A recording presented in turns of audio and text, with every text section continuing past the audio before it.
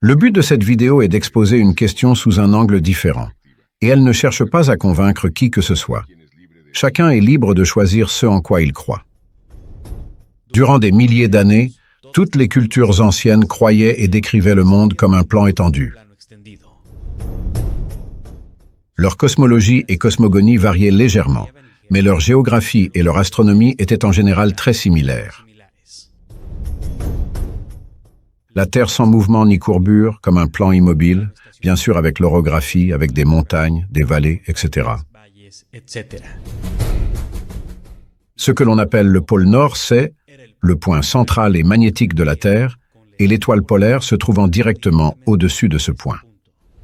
Polaris est la seule étoile stationnaire dans le ciel, et toutes les autres étoiles et constellations tournent, chaque nuit en cercle parfait, au-dessus de la Terre.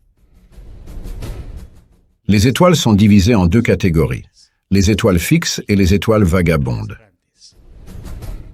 Les étoiles fixes sont connues comme telles parce qu'on les a vues depuis lors, tout comme on les observe aujourd'hui, restant fixes dans leur configuration de constellation chaque nuit. Année après année, siècle après siècle, sans que leur position relative ne change. Les étoiles errantes, que nous connaissons aujourd'hui sous le nom de planètes, ont été ainsi nommées, parce qu'elles ont été observées se déplaçant à travers les cieux dans les temps anciens, et comme aujourd'hui, adoptant leur propre schéma unique semblable à ceux d'un spirographe, effectuant des mouvements de va-et-vient autour de la Terre au cours de ces cycles. Le Soleil et la Lune sont alors considérés comme étant de la même taille, et tournant au-dessus et autour de la Terre, comme le montre le symbole chinois du Yin et du Yang. Pour les anciens, le Soleil et la Lune étaient beaucoup plus proches de la Terre qu'on ne le dit aujourd'hui, et chacun brillait de sa propre lumière opposée. Celle du Soleil était chaude et dorée, asséchante, conservatrice et antiseptique, et celle de la Lune était froide, argentée, humide, putride et sceptique. Le Soleil et la Lune effectuent tous les ans un cycle alterné de voyages en spirale autour de la Terre, en se déplaçant sur ce que nous appelons les tropiques et l'équateur, qui sont des chemins ou des cercles sur la Terre. La Lune a une trajectoire annuelle similaire, tournant au-dessus et autour de la Terre, mais sa vitesse ne change jamais, de sorte qu'elle peut être observée selon sa latitude le matin, l'après-midi ou le soir. Donc pour les anciens, la Terre et l'étoile polaire étaient les deux points centraux et immobiles de l'univers, c'est-à-dire tout ce qui est observable, autour desquels tournaient le Soleil, la Lune et les étoiles, apparemment vus comme un dôme, autour de chaque observateur.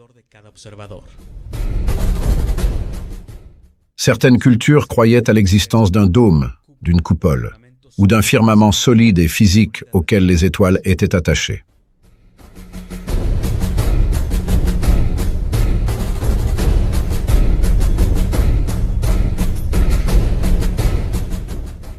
D'autres cultures mettent l'axis mundi, l'axe du monde, ou la connexion entre le ciel et la terre, comme l'arbre du monde, avec Polaris au centre, et toutes les autres constellations formant des branches. Dans ces représentations du monde, le pôle Nord occupait le point central, et le Sud était constitué de lignes droites, s'étendant vers l'extérieur à partir de là.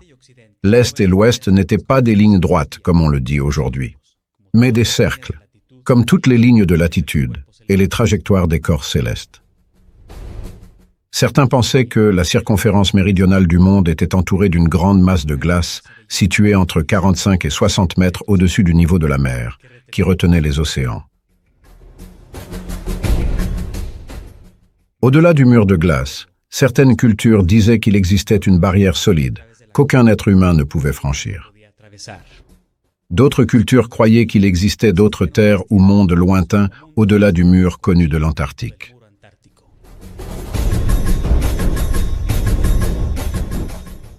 Actuellement, depuis un demi-siècle, il existe un traité international sur l'Antarctique, qui interdit toute exploration indépendante de l'Antarctique. Vous ne pouvez vous rendre que dans certaines régions de l'Antarctique, avec des visites guidées préalablement approuvées, et c'est aussi très cher.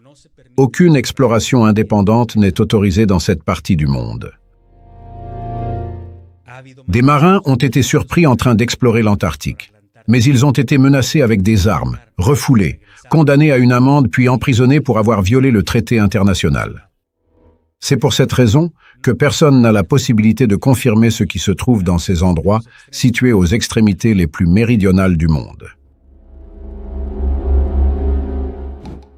Mais il y a eu d'anciens explorateurs qui ont mentionné et décrit le mur de glace entourant la Terre. C'est donc confirmé. Nous pouvons également confirmer que Polaris est la seule étoile qui reste fixe dans le ciel et que les autres se déplacent autour d'elle. On peut également observer que le Soleil et la Lune ont la même taille et tournent au-dessus et autour de nous, dans les cycles quotidiens. Tout comme les anciens pouvaient l'observer, la trajectoire annuelle du Soleil part en réalité du tropique du Capricorne, au solstice d'hiver, de l'équateur à l'équinoxe de printemps, du tropique du Cancer au solstice d'été, puis retour à l'équateur à l'équinoxe d'automne, et enfin retour au tropique du Capricorne au solstice d'hiver. Aussi ce qu'on voyait dans l'Antiquité, sur la lumière du Soleil et de la Lune, peut être confirmé aujourd'hui. Et nos sens nous permettent de constater que le monde est immobile, et que l'horizon reste toujours parfaitement plat et étendu à perte de vue. Que vous soyez ou non au niveau de la mer, au sommet d'un gratte-ciel ou de l'Everest, ou depuis un avion ou une montgolfière à 30 km de hauteur, l'horizon reste droit et s'élève toujours à la hauteur de l'observateur. Dans un monde selon le modèle sphérique, quand nous nous élevons, l'horizon restera toujours au même endroit et il faudrait pencher la tête vers le bas pour voir que l'horizon descend et se courbe. Pour de nombreuses personnes, il est surprenant de constater qu'il n'existe aucune expérience scientifique permettant de démontrer le mouvement supposé de la Terre ainsi que sa courbure, ou que le contraire a été prouvé, c'est-à-dire qu'il n'y a pas de mouvement. Beaucoup prétendent que nous ne ressentons pas le mouvement de la Terre en rotation sur son axe, car, comme on le dit, la même chose se produit lorsqu'une mouche vole librement à l'intérieur d'une voiture ou d'un train qui roule à grande vitesse. Ou qu'on peut être à l'intérieur d'un avion qui vole à 860 km/h sans ressentir la vitesse et marcher à l'intérieur sans problème. Et il mentionne que c'est dû à l'inertie. Mais dans le cas de la voiture, du train ou de l'avion, nous entrons dans une cabine fermée, et le mouvement du transport est uniforme et rectiligne, à vitesse constante.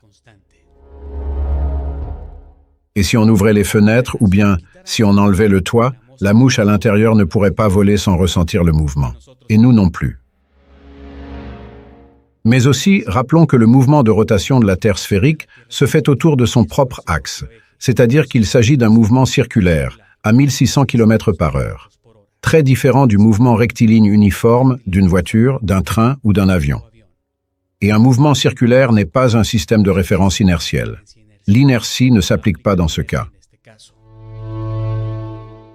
En ce qui concerne la Terre sphérique, nous sommes censés parcourir la sphère de l'extérieur, et non de l'intérieur.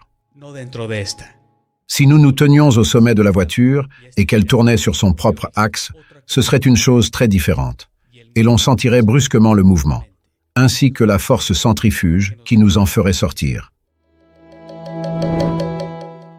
Mais en plus du mouvement de rotation sur son axe, la Terre a d'autres mouvements et vitesses, selon le modèle officiel. Vitesse de déplacement en translation autour du Soleil, 104 400 km/h. Vitesse du système solaire autour de la galaxie, 792 000 km/h. Vitesse de la galaxie dans l'univers en expansion, 3 520 000 km/h. Mais nous ne percevons aucun de ces mouvements.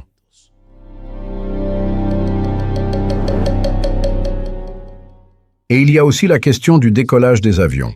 Ils atteignent une altitude et une vitesse constante et volent droit tout au long du trajet sans s'adapter à la courbure ou à la rotation, avant de descendre et d'atterrir à destination.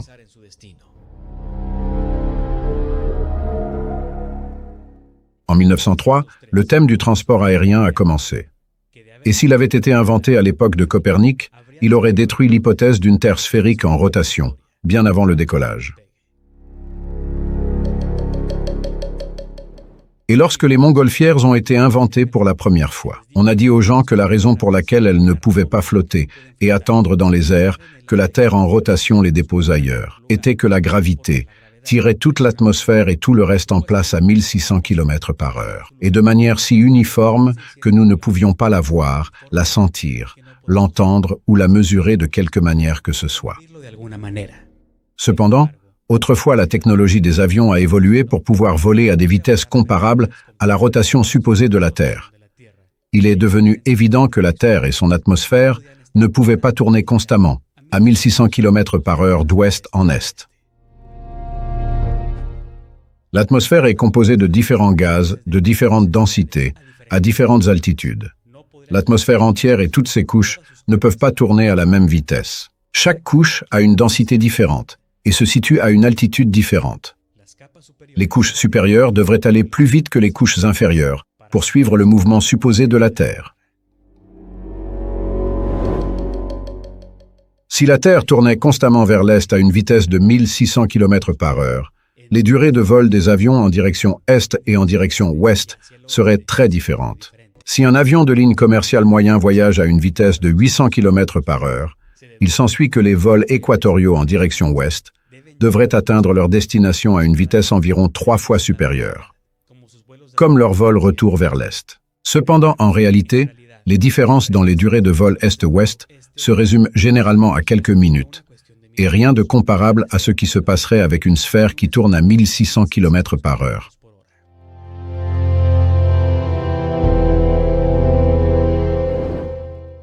Il y aura encore plus d'analyses dans une prochaine vidéo.